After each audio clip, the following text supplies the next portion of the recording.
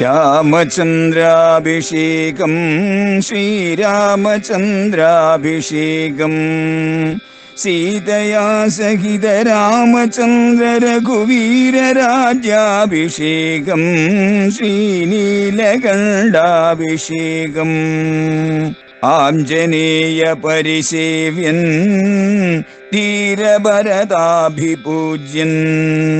വീരലക്ഷ്മണ കുമാര ശത്രുഘ്ന സോദരാർച്ചിത പദാബ്ജൻ ശ്രീനീലകണ്ഠ ഹൃദയേശൻ രാമചന്ദ്രാഭിഷേകം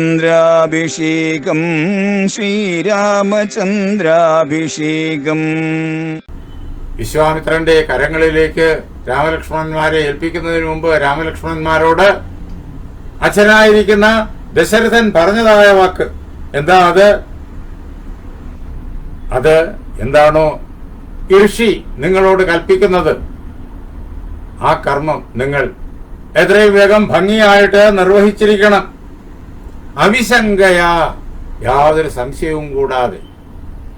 അദ്ദേഹം പറയുന്നത് ചെയ്യുന്നത് ഉചിതമാണോ ഇല്ലയോ എന്നുള്ളതായ വിചാരമൊന്നും വേണ്ട. ഏറ്റവും ഉചിതമായിട്ടുള്ള കാര്യം മാത്രമേ അദ്ദേഹം കൽപ്പിക്കൂ. ഏറ്റവും ധർമ്മ്യമായുള്ള കാര്യം മാത്രമേ അദ്ദേഹം കൽപ്പിക്കൂ.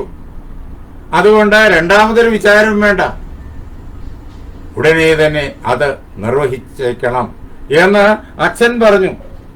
ആ അച്ഛന്റെ പിതൃവചന ഗൗരവാത്, അച്ഛന്റെ ആ വാക്കിന്റെ ഗൗരവം മൂലം അത് അങ്ങേയറ്റം ശ്രേഷ്ഠമാണ്, ഒരിക്കലും അതിലംഘിക്കാവുന്നതല്ല. അത് പരിപാലിച്ചേ പറ്റൂ അച്ഛന്റെ വാക്ക്. അതേപോലെ തന്നെ അച്ഛന്റെ വാക്ക് ഗുരുവിന്റെ നിർദ്ദേശം അനുസരിക്കണമെന്നാണ്, അത് നിർവഹിക്കണമെന്നാണ്. ഇപ്പോഴിതാ ഗുരു നിർദ്ദേശിക്കുന്നു, അല്ലയോ രാമ, നീ താടകയെ സംഹരിക്കണം എന്ന്. അത് ഗുരുവിന്റെ വാക്ക് അലംഘനീയമാണ്. ഈ കാരണങ്ങളാൽ കൗശികന്റെ ഈ നിർദ്ദേശത്തെ അല്ലയോ ലക്ഷ്മണ ഞാൻ പാലിക്കുന്നു, അല്ലയോ മഹാഗുരു ഞാനിതാ പാലിക്കുന്നു.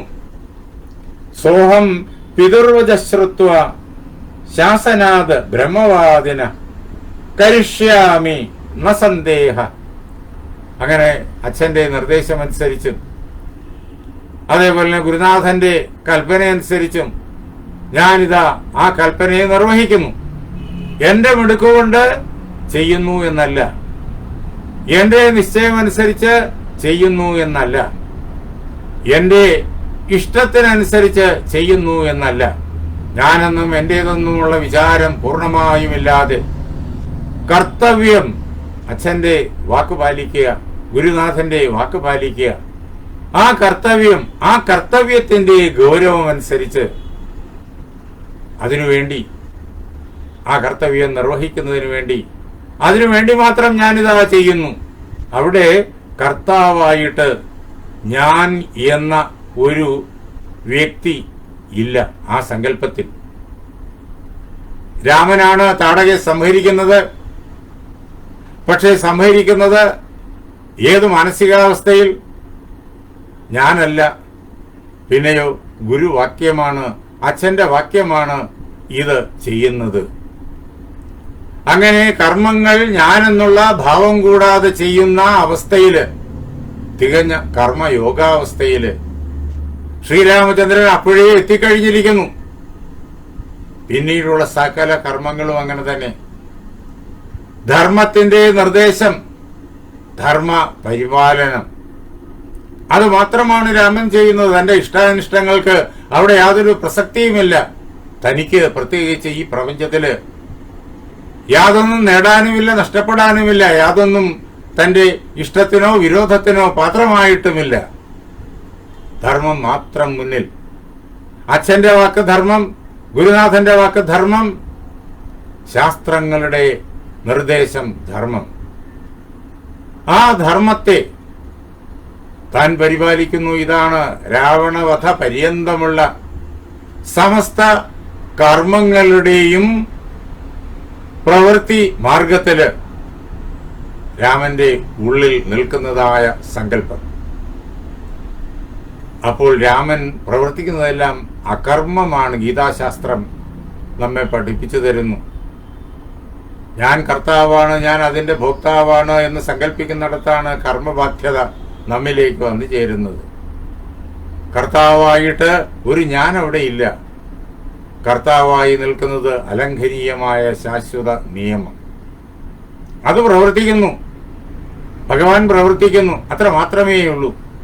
അങ്ങനെ രാമന്റെ ആ മാനസികാവസ്ഥ, രാമൻ അകർമ്മത്തിൽ എത്തി നിൽക്കുന്നു എന്നുള്ള യാഥാർത്ഥ്യം ഇവിടെ ഈ അവസരത്തിൽ തന്നെ വാൽമീകി മഹർഷി രാമന്റെ വാക്കുകളിലൂടെ രാമന്റെ ആ സങ്കല്പത്തെ കാണിച്ചു തരുന്നു. എന്നിട്ടോ ഞാൻ ഈ താടകാവധത്തെ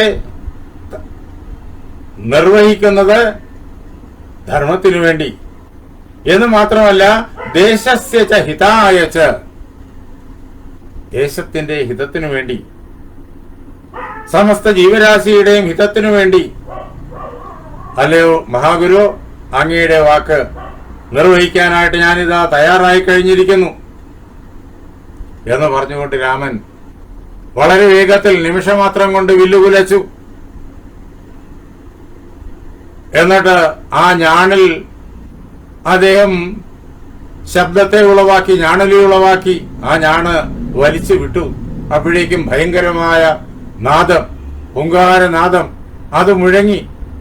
ആ കാട് മുഴുവൻ മുഖരിതമായി തീർന്നു ഞാണൊച്ച കൊണ്ട്.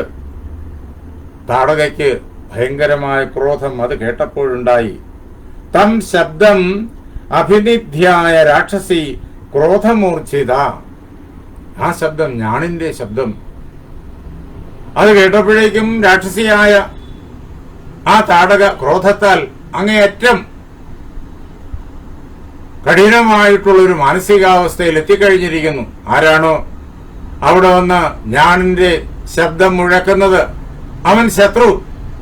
അവനെ ഈ നിമിഷം തന്നെ യുദ്ധത്തിൽ സംഹരിക്കണം.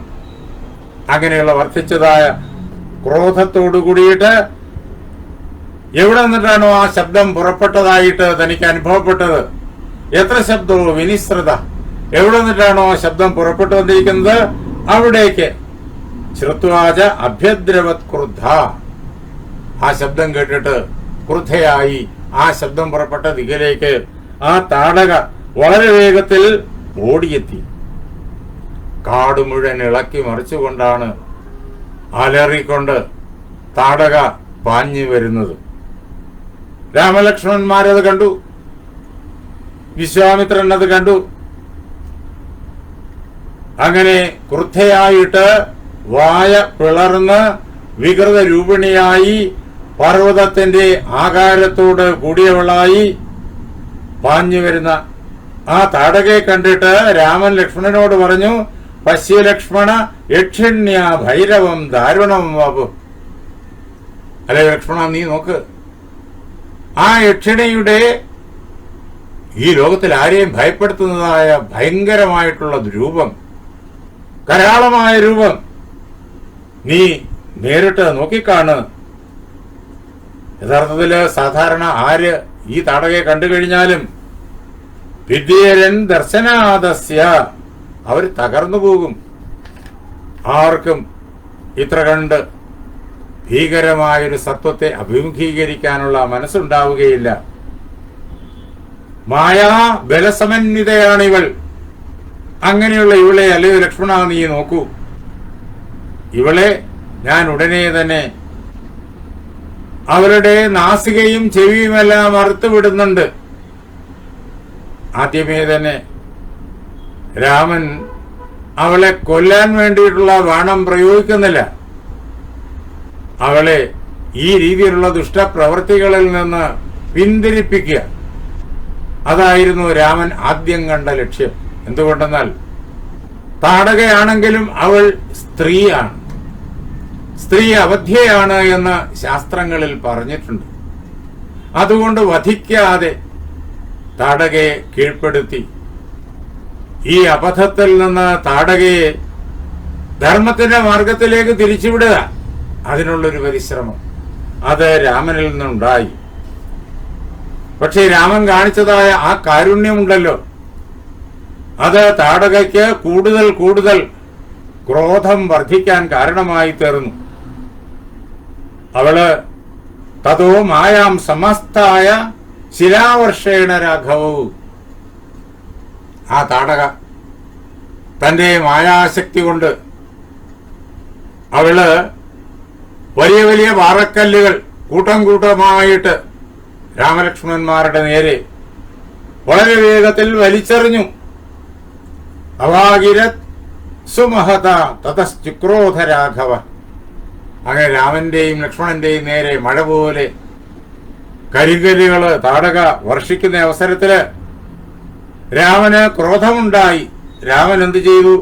ശിലാവർഷം മഹത്തസ്യാഹ ശരവർഷേണ രാഘവ പ്രതിവാരിയ. ശ്രീരാമചന്ദ്രൻ താടക എറിയുന്ന ആ ആയിരം കല്ലുകളെ മഴ പോലെ എതിർത്ത് ചെല്ലുന്ന അമ്പുകളെ കൊണ്ട് തകർത്തെറിഞ്ഞു. ആ കല്ലുകളൊന്നും താടക ആഗ്രഹിച്ച പ്രകാരത്തില് ഈ ബാലകന്മാരുടെ പുറത്തോ ഋഷിയുടെ പുറത്തോ വീണില്ല.